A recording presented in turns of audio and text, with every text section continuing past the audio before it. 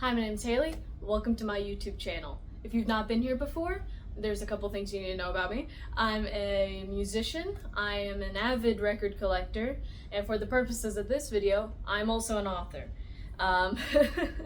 So I write a bunch of different things, songs and books, primarily, it seems.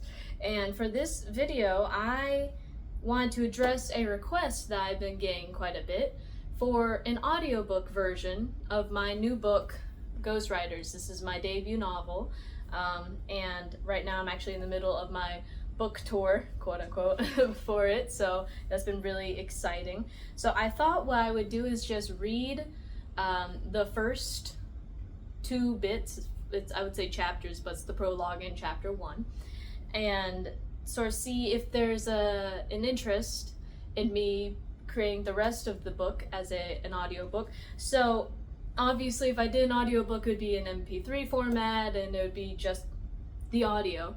But for the sake of this, I want to just kind of test it in the way I know best, which is video, so MP4.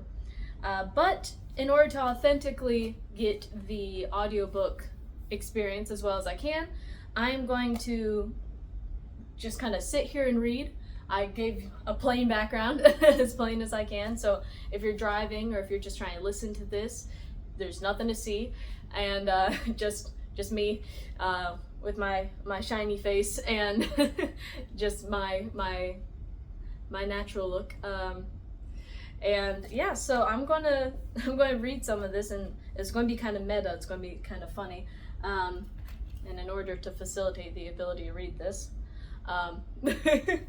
I don't wear my contacts if I'm not working. So here I am.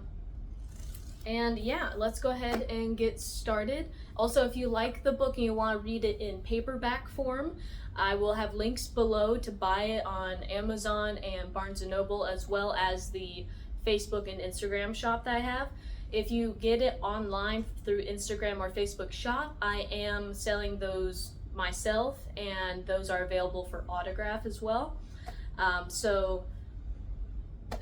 Those are going to be the places you'll be able to buy it, and also let me know in the comments below if you want me to actually go ahead with the production, I guess, of a formal MP3 audiobook version of this, and I would love to do it. So just let me know what you think, and let's go ahead and get started. Ghostwriters by Hailey Ezzell. Prologue. Northwest Regional Library was not a place that Sam had been before. She had never even been to the city of Coral Springs, Florida, but as she looked out from behind a curtain at the swarm of people settled on the tacky, geometrically covered carpet, she felt she had made the right choice to hold the book signing here. Besides, it held a deeper meaning than most probably realized. The guys always told me about this place, but I never expected it to be so normal. They always described it like magic. The people in front of her varied greatly in age and ethnicity, from one woman in her 70s to a young man holding a baby that possessed the biggest puff of kinky black hair that Sam had ever seen. A good majority of the crowd sported band shirts, either from her solo career or the old band. Sam smiled. All these people are here for me. It's like nothing I could have ever imagined. Scanning the crowd, almost frantically, it took a moment for her to spot them. A group of 4 eccentrically dressed men, in animal prints and leather and doused in so much hairspray that one could almost taste it in the air. They stood surrounded in a cloud of smoke, but no one around them seemed bothered by this at all. Nobody even noticed. The men looked at her, each wearing a wide grin that Sam acknowledged with a quick nod.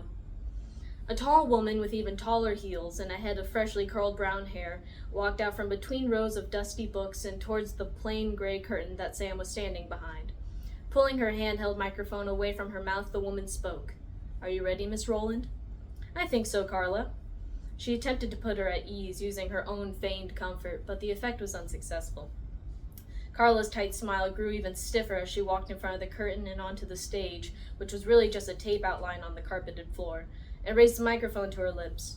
"Ladies and gentlemen, we have a very special guest at our library today. She's a 4-time platinum-selling artist, a 3-time Grammy Award-winning performer, and now a New York Times best-selling author for her new memoir, Ghostwriters. Everyone, Please welcome Sam Rowland. The large crowd exploded into a cacophony of cheers, clapping, and yelling, and as Sam walked out and offered an open-handed wave to the crowd. Before she could sit down behind the brown school table, Carla handed her the microphone and quickly skittered off the stage and back between aisles of books, leaving Sam alone with the crowd. "Afternoon, everybody," Sam said, sitting back down behind the school desk. The crowd ate it up, continuing to cheer voraciously. You'd think I was stripping up here or something, though I'm not 20 anymore, so I'm not sure if they'd be into that. Actually, I'm sure someone would be. Her eyes shot to the back of the room again and smirked at the men there. They're all still here. Good. I wonder how long that will last. She frowned for a moment, her eyes falling to the floor before darting back to the group again. The tallest one, a man with a mop of brown hair, pulled her out of her mental spiral by telling her to speed up with a quick circular movement of his finger. Get out of your head, Roland. You're in front of an audience, just like a show. Focus, damn it. She sat up a bit straighter and reached for the hardcover book that sat on the left side of the table. Thank God for blades. She saw him nod encouragingly, and she took a deep breath. Thank you all for coming out today. It really warms my heart to see you here. The crowd got quiet, attentively listening to her every word. Sam looked at the cover of the book and smiled at the two photos on it. A photo of a younger Sam and her 3 bandmates, and a Polaroid photo containing the 4 men from the back of the room. As a child, I always wanted to be one of 2 things, either a rock star or a writer. Now, at 40 years old, I can say that I have become both, and it is all because of you guys. She paused, looking up from the book cover to address the crowd. What we're doing right now would make my younger self so happy. Sam's smile widened.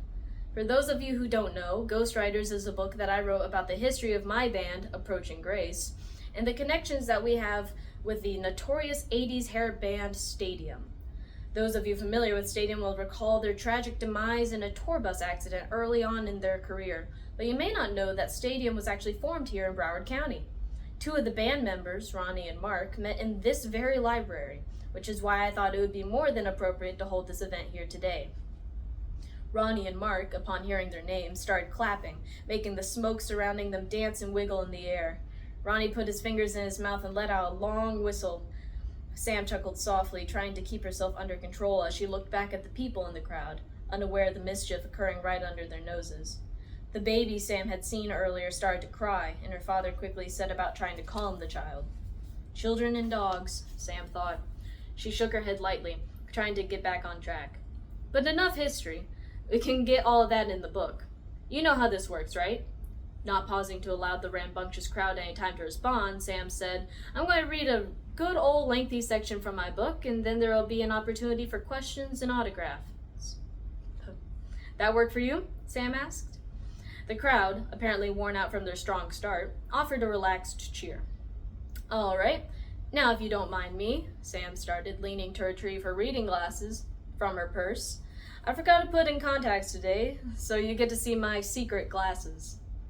She slid the glasses over her blue eyes just as she saw a young girl take a photo out of the corner of her eye.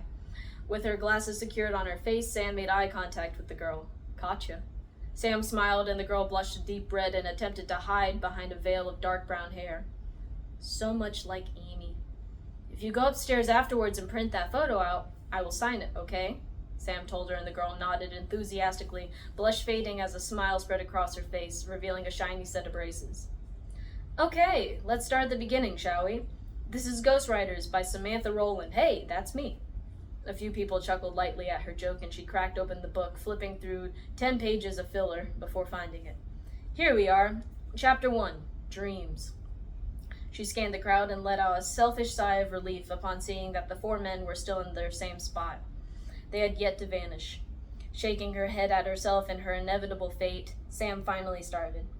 My mother had always called me a big dreamer. I didn't know at that time that could be taken a few different ways. Chapter 1, Dreams. My mother had always called me a big dream. This is going to be one of those things where when I do the audiobook, I'm going to edit it so that I don't have these misspeaking moments. But since this is just a test drive, as it were, you get some authentic Hailey mess-ups. Let's try that again. Chapter 1, Dreams. My mother had always called me a big dreamer. I didn't know at the time that this could be taken a few different ways. Some people are dreamy in the way that their head is always in the clouds. They create these magical faraway worlds and play in them for hours. Others are dreamers in the way that they often can't focus on the task at hand. Yet another group are dreamy in the sense that they have what others would deem to be unrealistic expectations for their lives. And I was in the middle of this Venn diagram. In school, I found I could only really focus in art or music class. That was when I truly became myself. With no right or wrong answers, I had the freedom to do what I wanted to do. As long as there was paint on the canvas or a sound coming out of the xylophone, my teachers would be happy. And I'll admit it now, I've always been a person who thrives on praise, and the praise that I received from my attempts at art both worked to fill that desire for approval and a personal need to create. So I chose this path early in life. Around middle school, I dropped the art aspect and began to focus on music. I had started taking piano lessons in elementary school, but now I was bastardizing them by foregoing Beethoven for Bon Jovi. It was around this time that I met Amy. I didn't realize then, sitting at that table in the cafeteria on that fateful day, that we had become so close, closer than friends, closer than sisters even. Then again, I doubt I would have ever imagined the life I ended up leading. Amy played percussion in the school band when we met. However, the school band became pretty dull for her, and chorus class got bland for me before the end of the first semester. Because of this, it wasn't long before we decided to drop the school programs for something of our own. We wanted to start a band, and we did. And a 1, 2, 3, 4, Amy shouted, slamming on her cymbals with the force of 100 men, and I met her force on my keyboard playing trills and glissandos and just coming down on the keys like a tyrant. Pyrotechnics went off around us as the laser show hit its peak. We crashed to the ending, and that's when the thunderous applause came over us. In the audience, my mom smiled, clapping politely. Amy's mom stood next to her, whistling and stomping and clapping. I looked around and the fantastical vision faded. No, we weren't in Wembley Stadium. We were in North Carolina, a long way from England. This was the Forest Hills Middle School yearly talent show, and based on the faces of the judges, we weren't going to win. Their straight-mouthed smiles seemed to indicate that our passion outweighed our talent by a few years. As they started to scribble a few short notes on their score sheets, I stood from my keyboard and bowed before following Amy off the stage. That was amazing! We killed it! Do you think we won? She asked, almost bouncing off the walls as we walked to the bathroom. I remembered the faces of the judges but shrugged it off. I think it's anyone's game, but I think we did well. We did okay, but we could do better. We needed about 6 more months of practice and we could have dominated. Can't crush Amy's hopes though. Not yet. I looked in the mirror and adjusted the bow clip that I had in my bangs. It had slid through my blonde side bangs a bit during the performance, and I sighed. Why couldn't I look cool like Stevie Nicks? I think they liked it. It's our best song yet. There's no way we didn't win. Amy was just as much of a dreamer as I was. As we sat in the audience and watched the other acts, we talked about what we would do with the prize money, a whole $50. We could use it to buy new cymbals, she suggested, gesturing to her pink kitty drums that still sat on the stage, just out of the way of the other acts. I looked at how dully they shone and recalled how tinny they sounded. Yeah. My keyboard was stranded on stage, stuck behind a kid failing at performing a magic trick. It was a heavy hunk of junk that was over 30 years old. Some of the pre-programmed sounds had stopped working years ago, instead replaced with a single dull tone that would play regardless of which key was pressed. Or we could use it to buy a new keyboard. Amy nodded thoughtfully before her face lit up. I have a great idea. What? We could buy a banner with our band name on it. It's exactly what we'll need for all the shows we're going to play. I nodded in unison with her. I think you might be onto something here, Amy. Unsurprisingly, we did not win that talent show or purchase a banner. Not that that $50 would have been enough to really accomplish much of anything. But the drive that came out of wanting to win sparked the creation of a whole new band once we met Tom in high school. We all had the same English class together. Amy and I learned through the teacher's dreadful icebreaker games about Tom. Okay, Miss Miller said, we're going to go around the room and introduce ourselves. Go ahead and tell us your name and 2 interesting facts about yourself. Let's start over here. She pointed at the first row and a girl spoke. I fidgeted in my seat, situated in the second row. This is so annoying. I looked around the room and caught Amy's eye. The teacher had arranged the seats in alphabetical order, so for once we were separated. Amy grinned at me from her spot at the end of the first row. I rolled my eyes and grinned back. I knew exactly what she was going to say. My name is Phil Collins, I play drums, and I'm bald. I chuckled to myself as we inched closer to Amy's turn. Here we go again. Sup, my name is Phil Collins, I play the drums, and I'm a bald British dude. The class filled with awkward chuckles, about a generation too late to know who Phil Collins was, but just about the right age to know it was a dumb joke. Students, please. Now, Miss Collins, care to try that again? Miss Miller said, clearly unimpressed. Amy grinned. Fine. I'm Amy Collins. I play the drums. I'm not a bald British guy. Classic Amy. The class went on, and soon it was my turn. The jitters that had plagued me as I waited vanished the second I was called. My name is Sam Rowland, but Amy calls me Stevie Ray Vaughan, and I'm a singer and a keyboardist. How sweet. I hope that y'all make lots of friends in this class like Amy and Sam have, Miss Miller said. Yeah, it won't seem so sweet when Amy and I take over this class with our nonsense. After that, I zoned out. I would really meet all these people in group work or lunch or something. This was a time for zoning out and thinking about our music. And, of course, to think about my crush, Michael Andrews, who was in my science class. Some time passed, and then my ears pricked up. A guitarist? Oh, wow, Tommy, when did you start playing the guitar? Miss Miller asked. I started taking lessons when I was 6, played ever since. His answers were short and to the point. No frills. I whipped around and looked at Amy, who nodded back at me. We needed this guy for our band. When the bell rang, I immediately went up to him. Hey, your name is Tommy, right? He looked at me through his long blonde hair, which was only slightly longer than my own. Tom, but yes, you're Samantha? Amy walked up and joined us. I'm Sam, and this is Amy. Nice to meet you guys, he said, standing up and adjusting his gray Led Zeppelin shirt before packing his backpack. So we were wondering, would you like to join our band? Amy blurted out, cutting me off. Tom looked up. It's called Playground, she elaborated, and I grimaced. It's an older name. We're thinking of changing it, rebranding a bit, I added, hoping we didn't scare him off with our band name for middle school.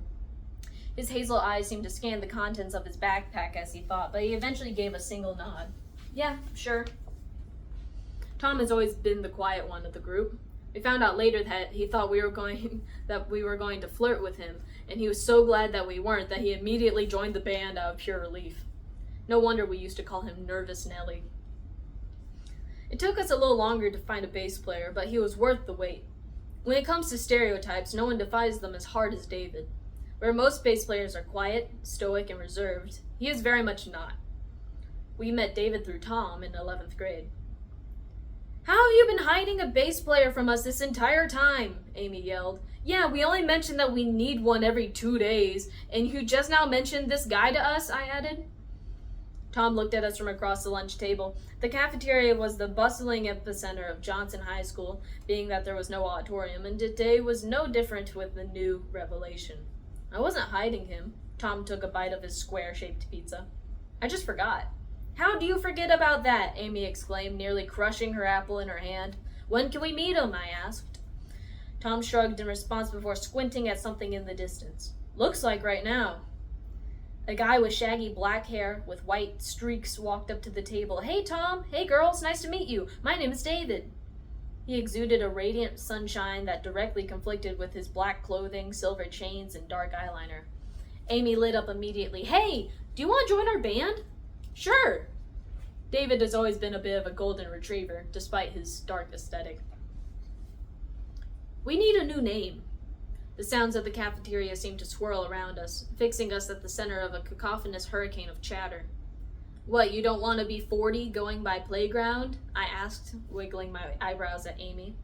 I just feel like they're not going to let us near a playground at that point, she replied, and Tom choked on his milk. I'm just saying. I don't know, David started. I like Playground. I think it shows we're playful. He took a bite of his pizza. Light and fun. I'll take your advice when you learn some basic I'll take your advice when you learn some basic table manners, you Dorcas, I said, shoving a napkin in his face. As fun as we are, I feel like we are more than that. Deeper, more level, Amy said. And we've got 2 girls. We should mention that somehow, Tom said, finally seeming to collect himself post-milk suffocation. Well, it's not a big deal that we're girls. We can be rock stars too. We're not special for that, I said, crossing my arms. No, but we can market that to our advantage. We aren't special, but we are different, at least in this industry. It'll help us stand out some, Amy said. Okay, so what are some girl words? I asked and glanced around. Lunch was still in full swing, but the bell would ring soon. My eyes flitted over the club posters on the walls. Geek club, music club, and math club were of no use to me. But then I saw it. Graceful Gals Dance Club. Huh? David asked. Graceful is a girl word. Maybe we could play with that. What are we, a church band? David shook his head. No, but we're respectable. Grace shows that, Amy replied. I tossed the word around in my mouth, thinking. Tom spoke up. Well, we're respectable, but not a ton. A smile pulled at his mouth. We're coming up on it? On the way to? Working on? David rattled off. Approaching. The bell rang. Lunch was over, but we stayed still. Amy repeated herself. Approaching Grace. We looked at each other for a moment before we started nodding. First slowly and then vigorously, smiling and laughing, Approaching Grace was born. With the addition of David, our lineup was complete. It was during this time in high school that we would really nail down what we wanted to do as a band. A band of dreamers, we aimed for Neptune and beyond, and we weren't about to fall short. It was time to get to work. And that is the prologue in chapter 1 of my book, Ghostwriters. There were a couple verbal fumbles there, but I can assure you, if you guys are interested and we end up doing the actual audiobook, I will clean that up a little bit. But yeah, so firstly, I hope you liked it because I'm very proud of this book. And secondly, let me know if you are interested in the comments below in a actual formal audiobook. And yeah, based on what you guys say, we'll see what we can do. And I'll try to get something out pretty quickly. I have all the, being a musician, I have all the recording equipment, so it shouldn't take too long. And yeah, I hope you enjoyed. I hope you're having a great day, and I will see you next time. Thank you.